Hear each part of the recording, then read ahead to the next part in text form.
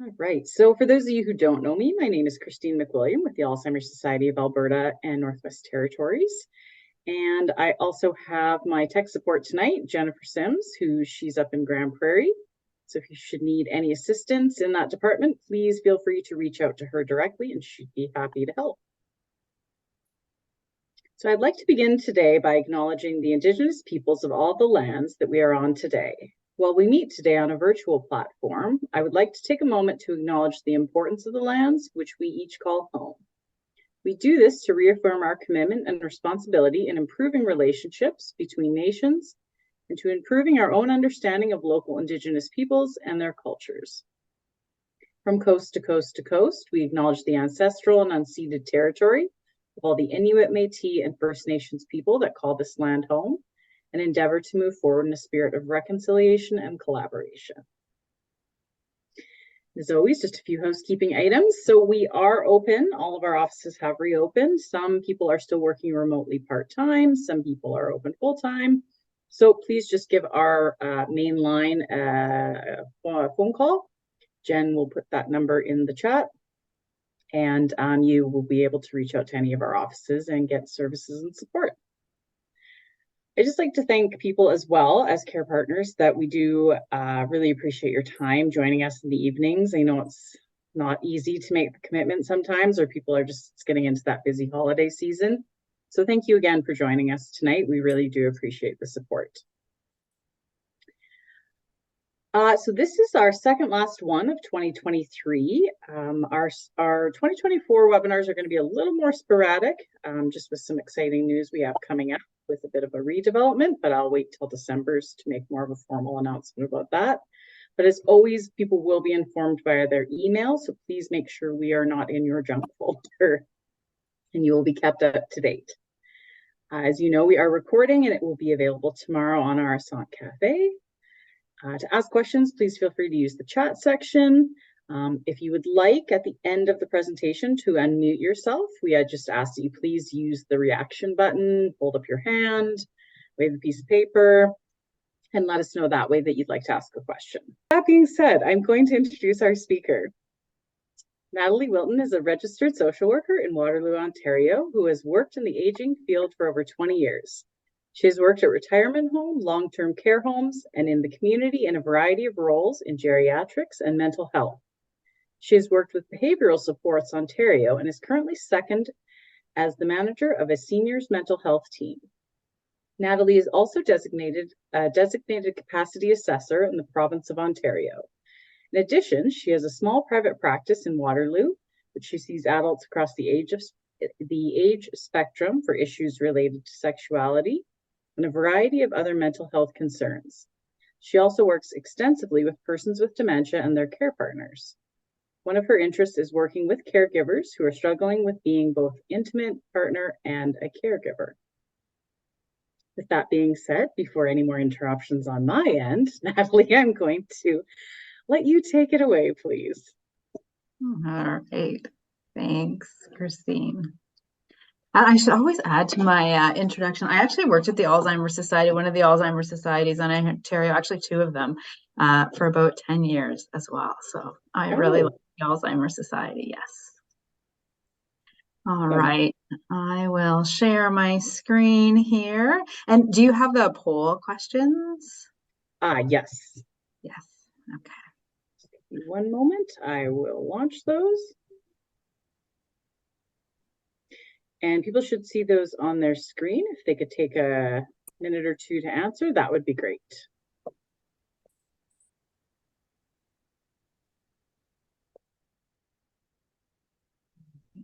And can you guys see the slide okay? Yes, we can see your slides. All right, excellent.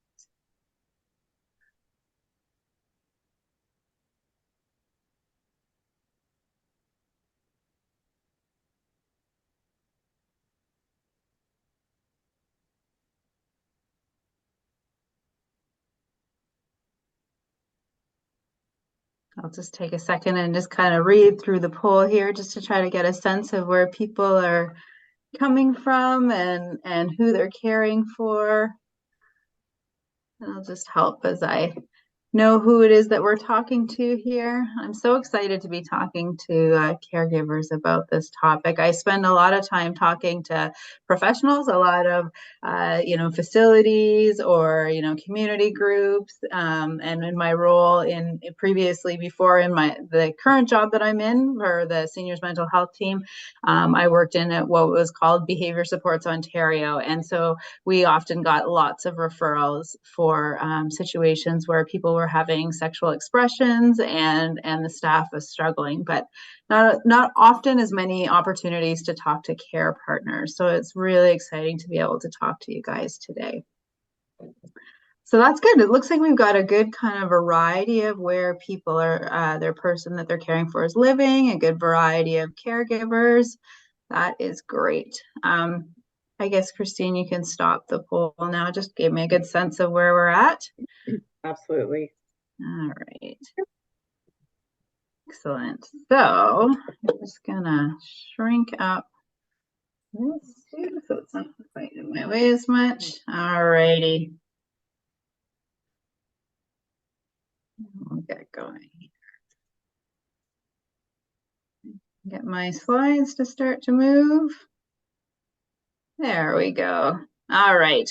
So some of the stuff that we're going to talk about today, I'm going to run through a couple of case examples. We're going to talk about some of the, the good things about sexuality with dementia. We're going to talk about some of the challenging things.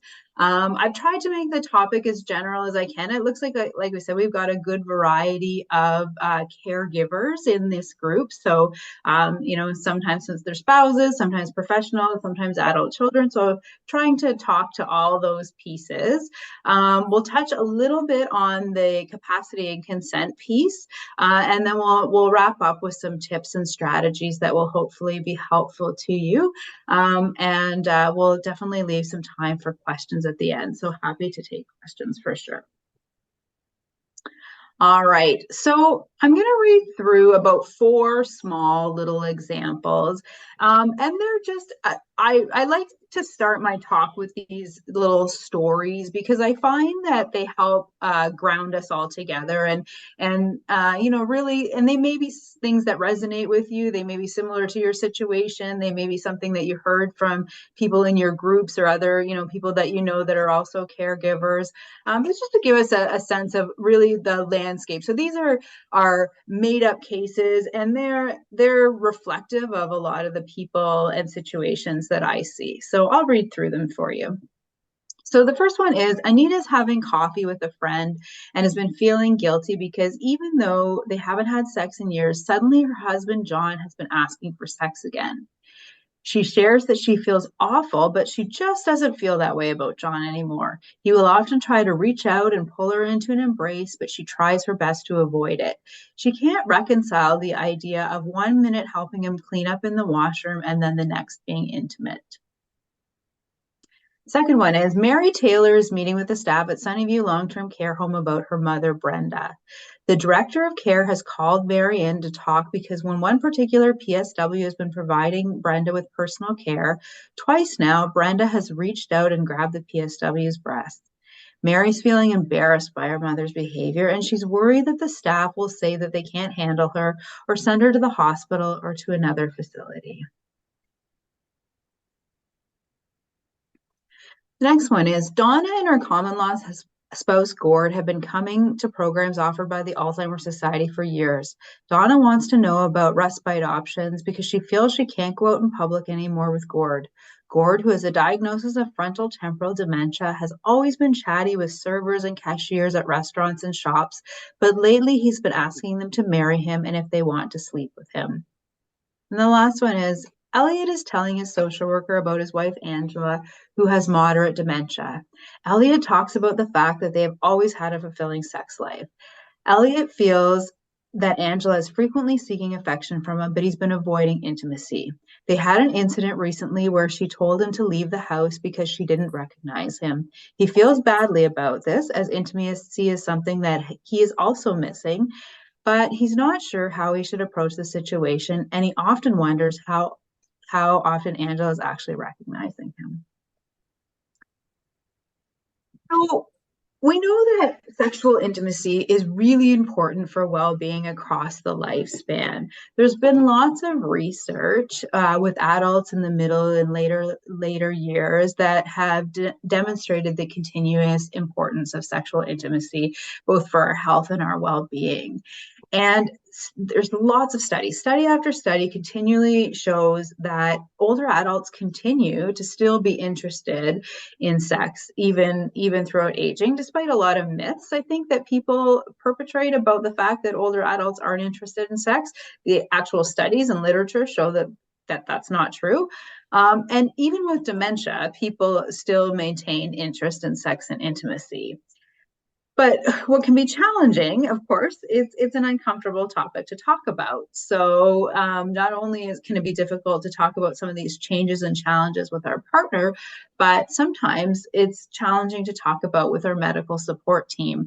And when dementia is added to the picture, it adds a whole new dimension to some of those challenges. And sometimes the challenges really do increase.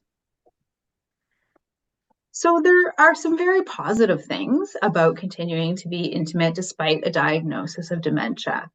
And many reports show that caregivers are happy to continue with a sexual relationship with their partner because it's comforting. It's a way to communicate, and it often requires few words, and it's a very familiar thing to do. Sometimes we see situations where there's disinhibition, kind of like the one scenario that we ran through where the gentleman was talking about, saying things out in public that maybe was embarrassing to his wife. Sometimes disinhibition in a sexual situation can actually be positive.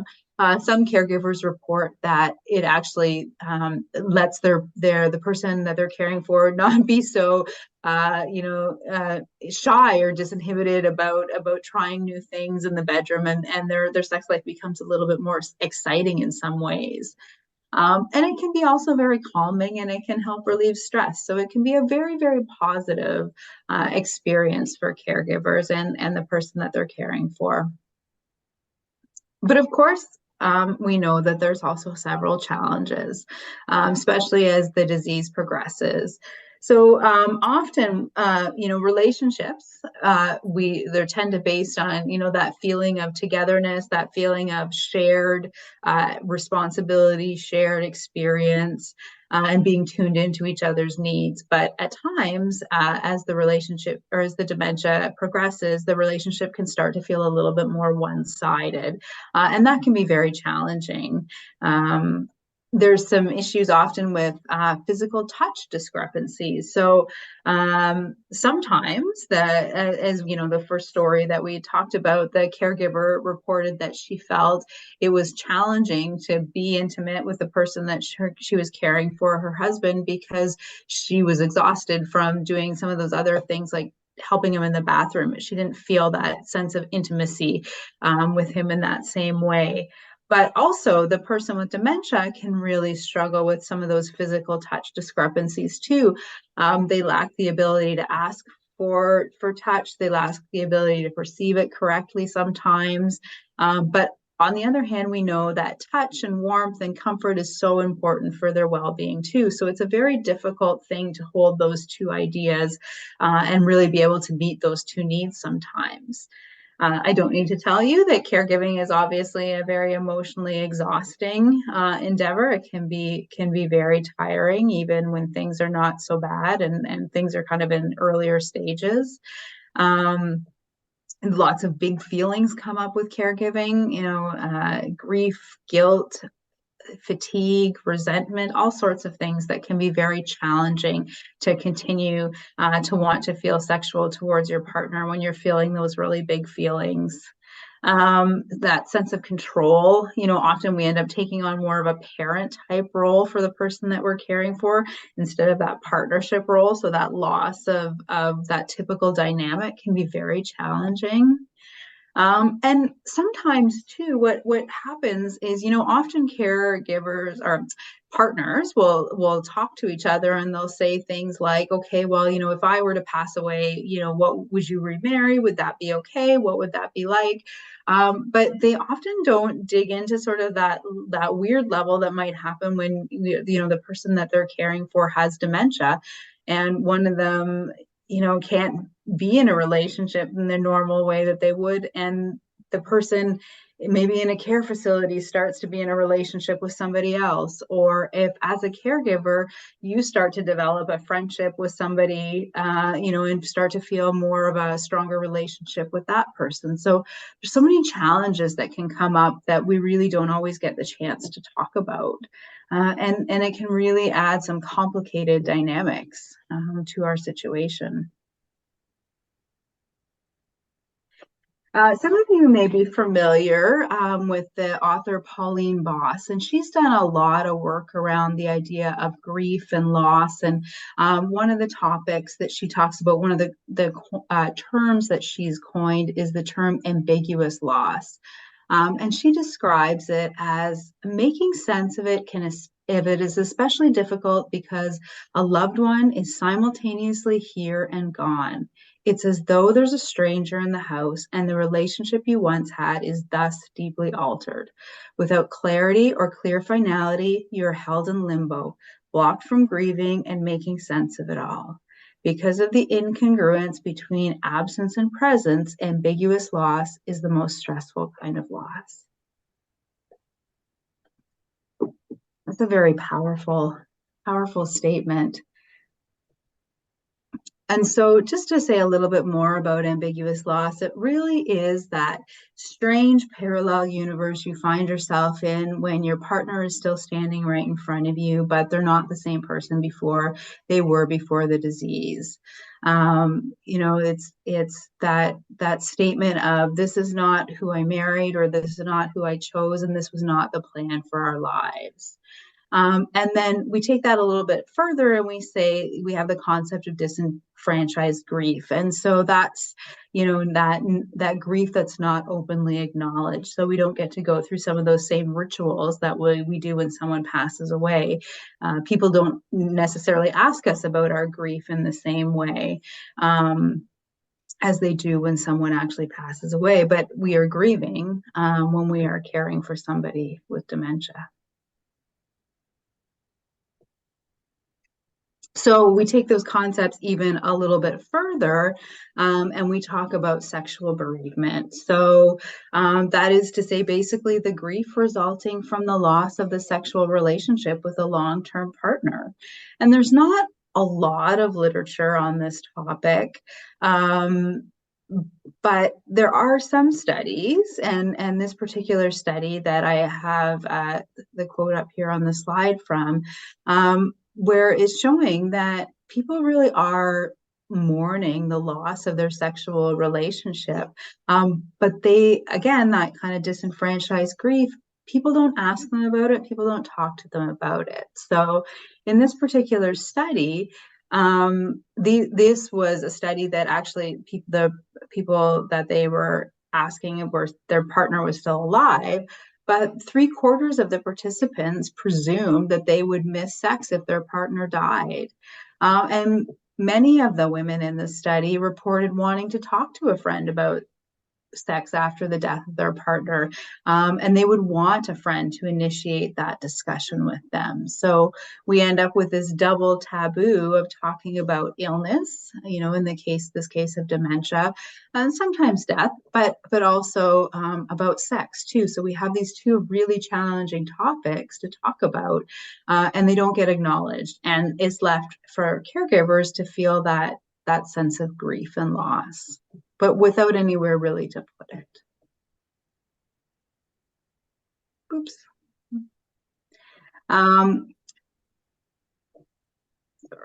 went through my slides too fast. So this slide is really just talking about the idea that as we move through the disease trajectory, what's interesting is the fact that the sexual relationship becomes less about the couple, and more about other people. So there was a interesting study that was done about a year ago in Belgium, and this is where some of this research was coming out of, and it was just really talking about the fact and acknowledging the fact that you know, initially, typically, before diagnosis, a sexual relationship is about the people in the relationship, so about the partners only, and everything is kind of status quo. Whatever it was like before the disease, it is what it is.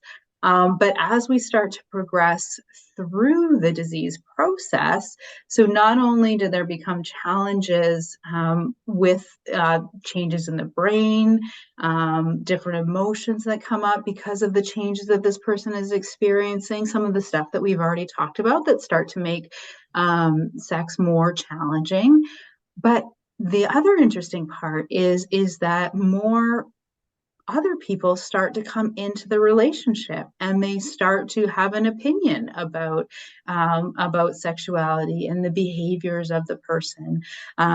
People care, as more professional care partners come in, they become worried about those risks, and they start to talking about the fears and the anxieties about inappropriate type behavior or harmful sexual behavior, or just behaviors in general, which can be such a negative thing. Adult children start to be able to, or start to get pulled into the conversation. Professional caregivers get to start to be pulled into the conversation. So you find yourself in this very odd dynamic where you at one time had a sexual relationship with your partner, and now you've suddenly invited all these other people into the situation. So it can be a really challenging and odd place for caregivers to find themselves.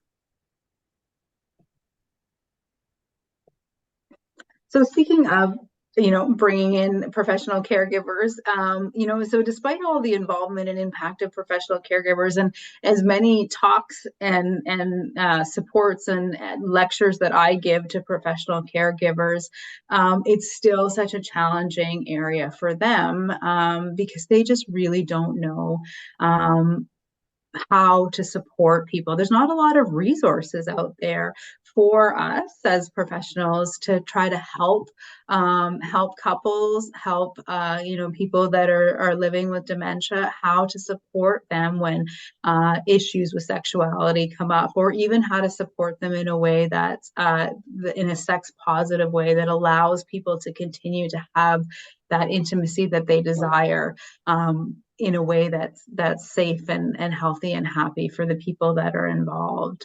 And of course, like I talked about earlier, professional caregivers are very risk averse, so they don't like, they're very fearful that there's going to be some kind of legal repercussions or some kind of issues that are going to come up, right? So they tend to be very protective of the situation that's going on, and like everybody, have the same levels of discomfort in having a conversation about sex.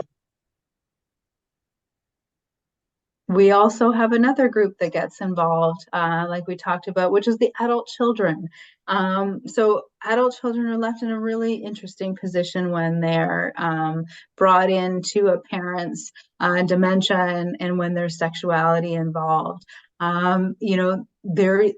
They struggle because they, are often left seeing a side of their parents that they're not used to seeing.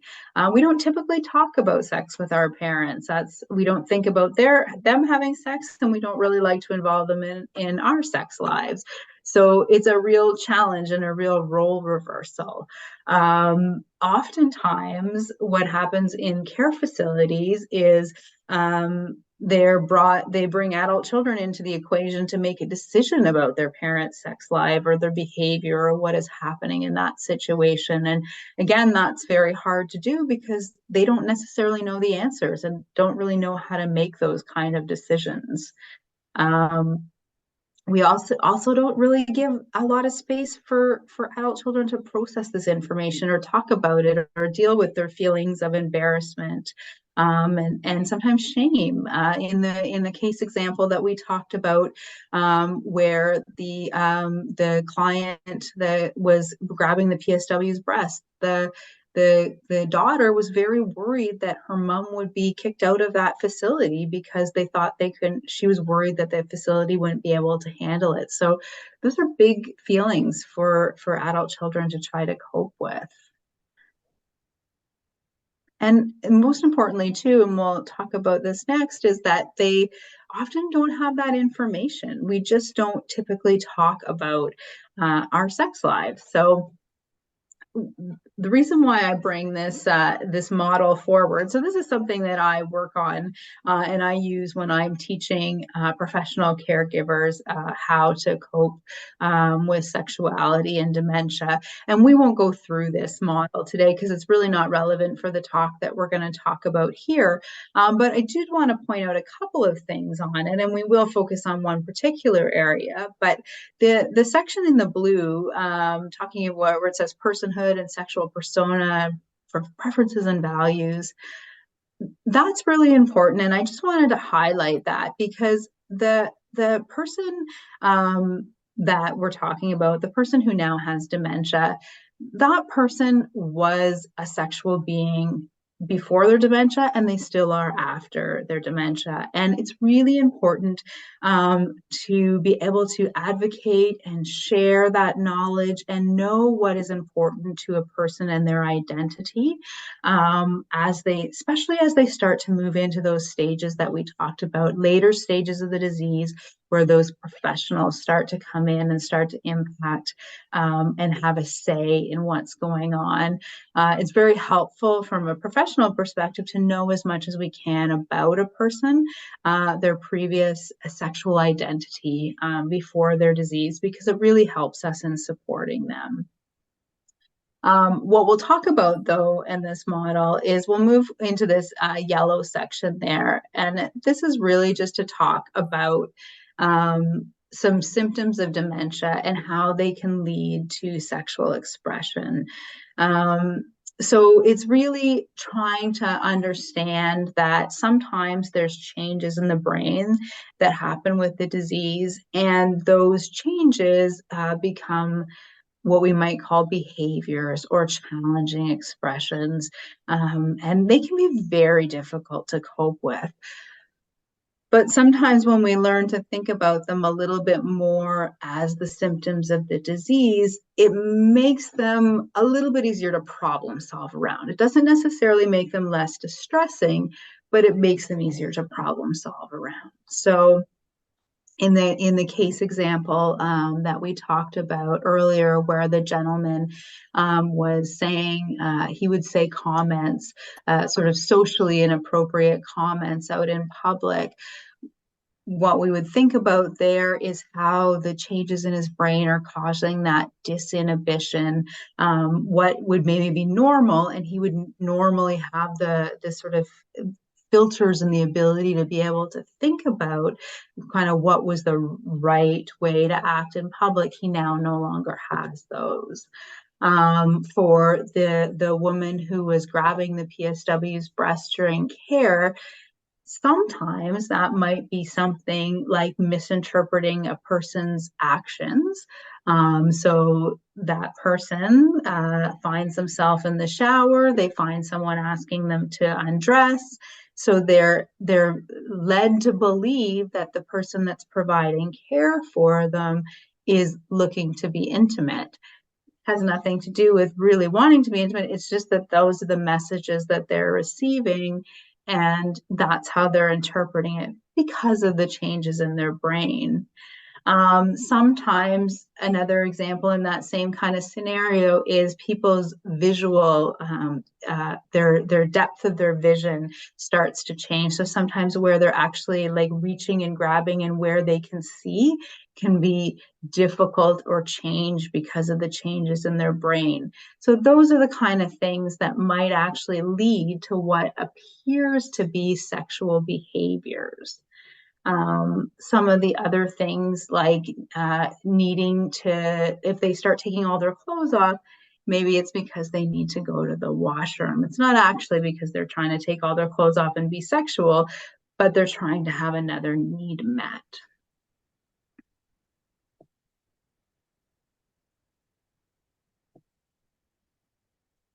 And we've touched on this a little bit, so I won't spend too long on this slide, but this is really about the idea that, a person with dementia is often looking for that feeling of someone who likes me. They're looking for the feeling of comfort and touch, but they don't know how to perceive it, and they don't know how to ask for it in the correct way.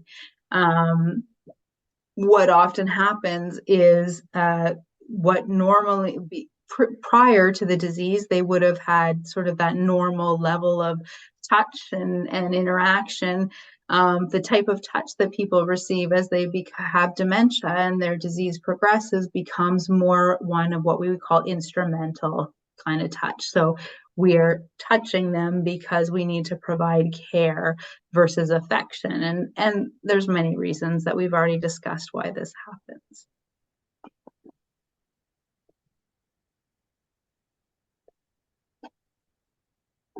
So just very briefly, before we start to get into some tips and tricks and strategies, I like to touch a little bit on the capacity and consent piece.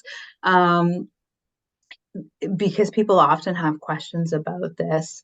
So just it's important to know too that each jurisdiction, each area has a different definition of what consent is. So my information comes primarily from Ontario, but in general, there's some key kind of thinking points to think about, like, does the person that I'm caring for have the ability to make decisions around sexuality? And some of the things that you can think about are, do they seem to know what's going on in the moment? Do they recognize that, there's a consequence to a decision or a lack of decision? Do they seem to be voluntarily finding themselves in this situation? Do they seem happy about being in this situation? Can they appreciate what's going on in the moment? Do you think they could remove themselves from this situation if they had to? That kind of thing. Those are the things that we tend to think about. One of the things that it's really important to acknowledge, and I think it's the same in Alberta and Nova Scotia, but certainly in Ontario, we can't consent on behalf of another person regarding sexual activity. And that's consent either for or against. So in what I mean by that is the idea that so the example that I gave, where in a care facility, sometimes an adult child is asked to make a decision about the sexual behavior situation that their parent finds themselves in, or a spouse even. They ask that family member to say whether that's okay or not okay. And that we can't actually do that. We can't actually decide on behalf of another person if they're allowed to engage in any kind of sexual activity. And then the other piece too that's important to cover when we think about that is from a spousal perspective, consent is not something that's automatic based on the fact that you're in a relationship or an ongoing relationship. It's actually something that needs to be revisited. It's not, a formal thing, but it actually really does need to be revisited every time that you're intimate with someone. And we do that by thinking about some of the things that we just talked about. Does the person appear to be in agreement with what's going on? Or do they appear to be giving their consent? That kind of thing. So when we think about some of the case example that we talked about earlier, where the gentleman was worried about the fact that his wife wasn't recognizing him anymore and wondering how he should approach that. So that would be an example to think about with regard to that consent piece.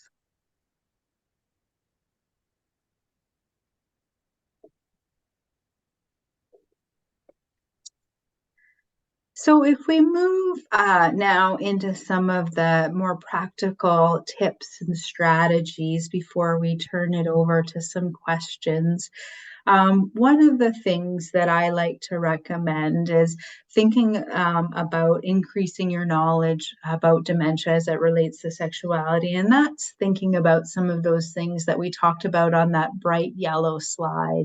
So, taking advantage of opportunities to engage with Alzheimer's Society education and other kinds of education where you learn more about the disease process and the changes in the brain. And you start to learn about how to cope with some of those responsive behaviors, both sexual and not sexual, and start to think about how, okay, what is happening with the brain, the way it's changing, and how is that impacting the behavior of the person that I'm caring for? We talked about the fact that touch is often changed for a person with dementia. They still need that comfort in touch, but they can't get it in the same way as they used to. So something that can be helpful is when we look at comfort type items for the person. So items like weighted blankets are really good, or even a blanket or a towel warmed up in the dryer. We all know how great it feels when we open the dryer and our clothes are nice and warm. I used to have a client who his son told me that the best thing that he could do for his dad when he was becoming agitated was to go and throw a couple of towels in the dryer and then give him them for his dad to hold, just because it just felt so comforting, and it really like brought him down from that anxiety. Hugs from the side versus the front. So when we do that kind of sideways kind of grasp on someone, we as care providers have a little bit more control over wayward hands, and we gain a little bit more control over the situation that way. Another way to do that is by providing alternate forms of touch that maybe are intimate in a different way. So rubbing somebody's back, providing a hand or a foot massage, that provides that kind of human touch and comfort. But the nice thing about that is it gives the control back to the person who is the care provider and maybe who is challenged by that extra bit of intimacy. Talking about consent, like we've talked about. In Ontario, we have what was called Behavior Supports Ontario. And so those kind of Alzheimer's Society would be another great resource here that has, education around how to cope with responsive behaviors and how to approach those situations differently. And then one of the things too is to really spell out in those invitations for intimacy more slowly and carefully and more deliberately in for the person with dementia, so it's very clear of what's going on. And one of the things that I talk about often with people that I'm supporting through counseling is also considering redefining what intimacy looks like. So we might have to change, the traditional ways that we've been intimate together, and we might have to start to look at doing other things. And that's okay to redefine the situation.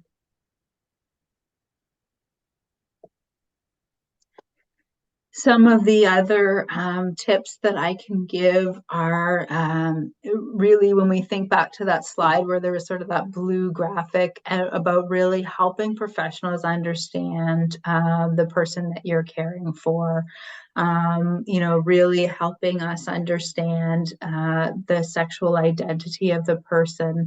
And it helps us know the full extent of who the person that you're caring for is. And so really when we enter those kind of more care settings, or even when we start to become caregivers, inviting those formal caregivers into the home, it's really important to help acknowledge that the person that you're caring for is and was a sexual person at some time in their life.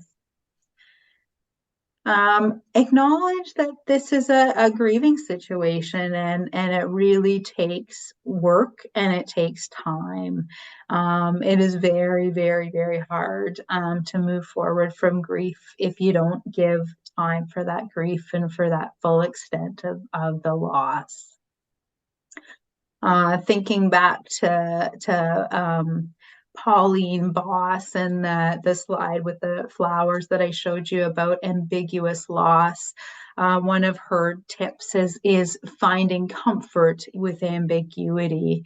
So that's hard to do, but it's that idea of learning to hold two very opposing ideas at the same time. So being comfortable, learning to become more comfortable in that strange parallel universe where two things can be true that sometimes seem like they're opposing ideas. It's important to cultivate close relationships with others and really build your network. Take advantage of opportunities like this through the Alzheimer's Society. And it's so amazing that, we have the technology to bring us together in these new ways that we haven't had before. So really take advantage of building your network and your opportunities to build close relationships. And really honor your feelings and share those feelings with those people in your networks and relationships. It's okay to share your feelings, and it's so important. And then lastly, as a therapist, when I see people in my private practice, one of the things that we talk about is the idea of something being good enough. Not seeking perfection, but learning to make shifts to accept things that are less than perfect. And that's easier said than done. And that does often take a lot of hard work, but it's somewhere to move towards, is becoming with that idea of good enough. And so lastly, before I open it up for questions, I just want to put a plug out for my little project that I am working on. So I am looking to speak with caregivers that are interested in speaking with me. As I kind of alluded to, there is a bit of research about caregiver sexuality out there, but there's actually not a lot.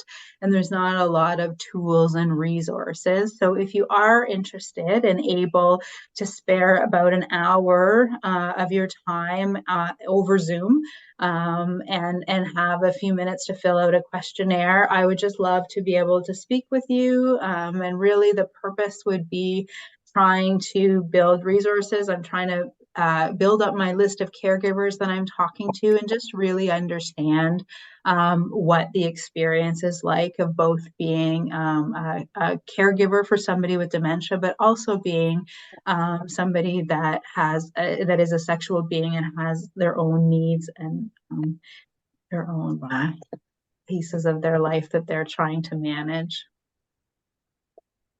And then that's it. So questions.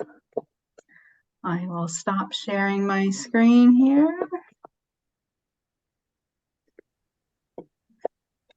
All right, as always, Natalie, thank you so much for the presentation. We do have some questions in the chat. So I may just start there if that's okay. And then I will just keep checking in with the audience and see if there's anyone who'd like to ask anything over their mic. So your first question is, when I go to a care home, is it okay to continue to have sex with my spouse? Mm-hmm. Yeah, it is. Absolutely. As long as your spouse continues to appear to be in agreement and being wanting to do that, absolutely. You may need to talk to the social worker in the home or a nurse or somebody that can provide some of that extra support around that privacy and making sure that you have the space and the time that you need. So again, that's where you're kind of bringing other people into it, but it's certainly definitely very appropriate to do. Okay. Yeah, I think as you've mentioned, definitely, that whole consent piece is very important. Mhm. Always bear in mind.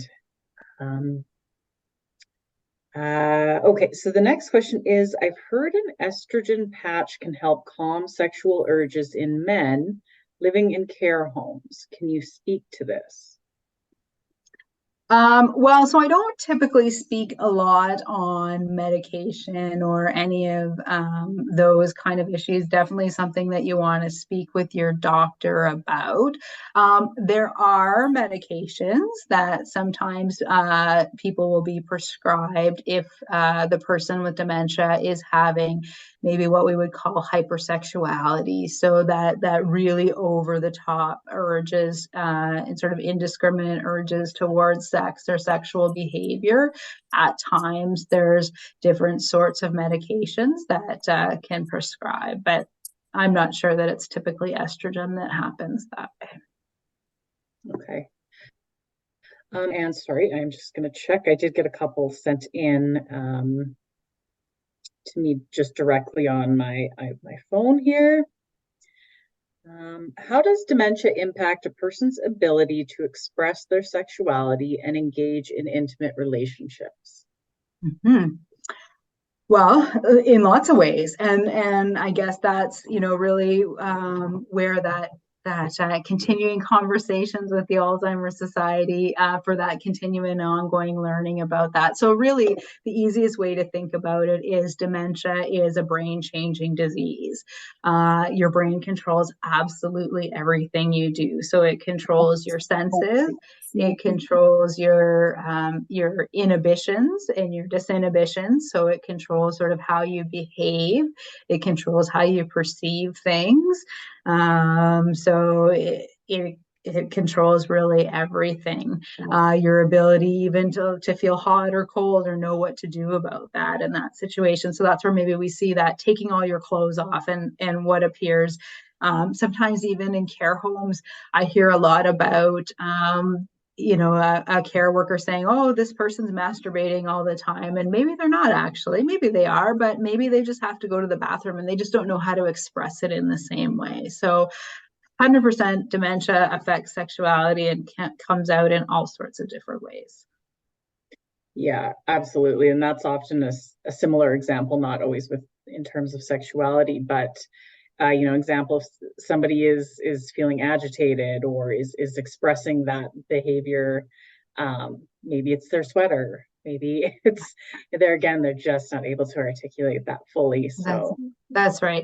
And in my behavior world that I worked in before the current job that I'm in, we always would say a behavior is an unmet need. So it's about teasing out what's happening. What is that unmet need and what's going on in the brain that's causing those behaviors. yeah. Okay, so you got a couple more questions in the chat, and then I'll head to the floor. Like I said, if anyone does want to put themselves in the queue to ask something on their microphone, feel free, and I'll check back in a sec here. So my spouse and I have always been very close. With them progressing into later stages, they are no longer interested in me, but are interested in others. How do I cope with this? Yeah, that's a really big challenge for caregivers. And I hear about that quite often.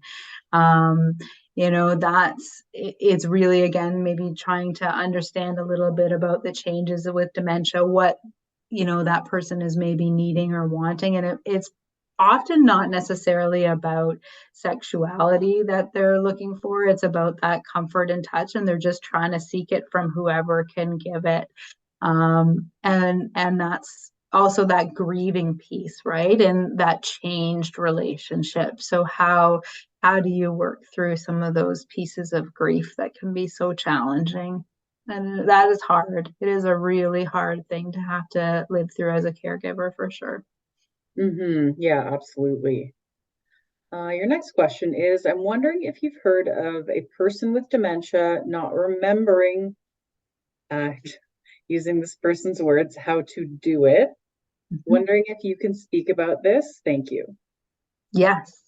For sure. So again, those brain changes that are happening with a person with dementia, they don't just the same as they don't understand necessarily the order of operations for simple day-to-day tasks like making a cup of coffee. They may not understand the day-to-day tasks or the simple, how do we have sex with somebody in the same way? What are we supposed to do? So yeah, they may not remember what to do, and they might remember. Sometimes, also as we age, sometimes our body changes physically, and the disease process, sometimes can make sexuality difficult in lots of different ways. So both men and women, as they age, have different changes to their body. It's not to say that they can't continue to be sexual long into very old age.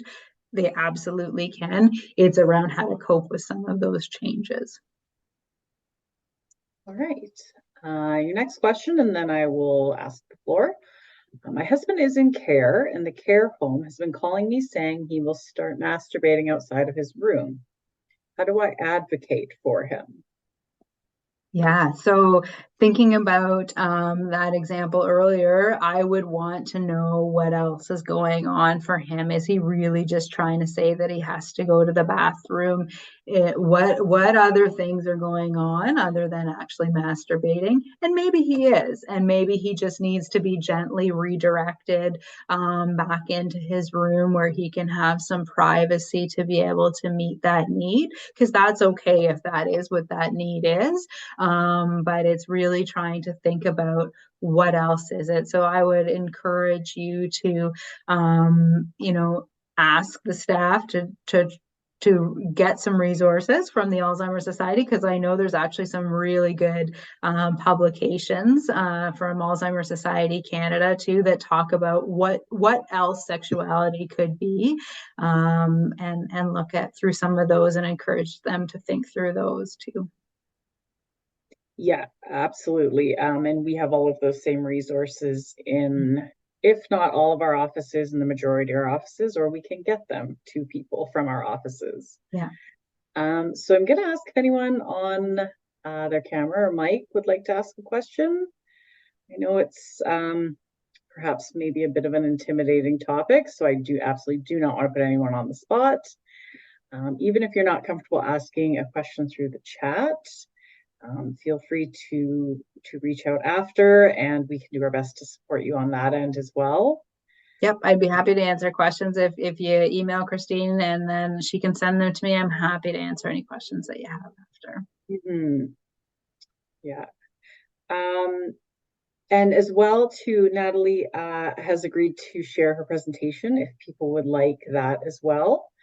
There was definitely some very helpful tips in there, and even just the general references, or some of the matrices that you had built in there. Those are all great as well. So I'm not seeing anything else in the chat. I'm going to give people maybe 1 more minute, and if not, then we will let our East Coasters go a little early this evening, and the Alberta folks can go carry on with the rest of their night. Just great I'm ready to presentation. say something. Sure, Murray. It's Murray. Yeah. Yeah. So this is probably about a year that my wife has been wanting intimacy. Yeah. And I talked to my doctor, and she says, you're talking about consent. And she says, I don't have to. But my problem is it's difficult because I have diabetes and my age, and, so she's prescribed Viagra. But it takes half hour at least to an hour for it to be effective. And by that time, yeah. But I love your thing saying it doesn't have to be perfect. Go to, just, yeah. And that works. Well, my wife's coming in. Anyway, yeah. So I enjoyed that part. Oh, good. No, I'm good. Yeah. So I don't really have any questions, but I want to take part in this. And I'd be interested in participating in your study. You know, the Oh, Zoom. wonderful. You can, Yeah. you can get, Christine can pass on my email address to you. That's probably the Okay, best way to be in perfect. touch Yeah. with me. Yeah. Yeah. Yeah, absolutely. Well, and thank you, Marie, for sharing that, because as I said earlier, it's, not always the easiest topic for It's some not folks. easy, no. No. Yeah, no, I really appreciate that. So Yeah. thank you. And thank you for joining us Okay. this evening. Yeah. And yes, absolutely. If there are other folks that are interested in joining Natalie's study, please feel free to reach out to myself or even to Jen. Or if you can't find either of our email addresses, just call on the main line and saying you were on the webinar last night, and they'll get you connected to us. So yeah, with that being said, Natalie, someone just said in the chat, great presentation, Natalie. Thank you for sharing your expertise, which I would absolutely echo. Great information. And yeah, thank you very much for your time this evening. And with that being I'll just said, say a quick word if you don't yeah, mind, no, Christine. absolutely, Sandra. Natalie, I want to thank you for the great information. Part of my job with the Alzheimer's Society in Nova Scotia is I facilitate caregiver support groups. Mhm. And, it is a topic that's difficult to bring up, but I am surprised every time when it does come up, when there is one person, such as Murray just did, or somebody else in the group who takes the opportunity to express things, Mhm. it opens the doorway and the Yeah. floodgates open and everybody starts to dare to talk about it. So I thank Murray for being brave this evening and honest and sharing. And I want to thank you for allowing me into this group. I learned a lot, and thank you, Natalie. Oh, you're very welcome. Thanks, everybody. I really appreciated the conversation and the participation and the questions. It's always great to talk to people, so I really appreciate it. Well, and Thanks, you know Sandra. what? I feel like that's a great way to end this evening's presentation. So thank you again, Natalie. You're welcome. And like I said, if people would like to rewatch this or pass this along to other folks they think would find it useful, it will be posted tomorrow on our Sonnet Cafe. Great. Great. Bye, Have a great everybody. night, everyone. Thank you.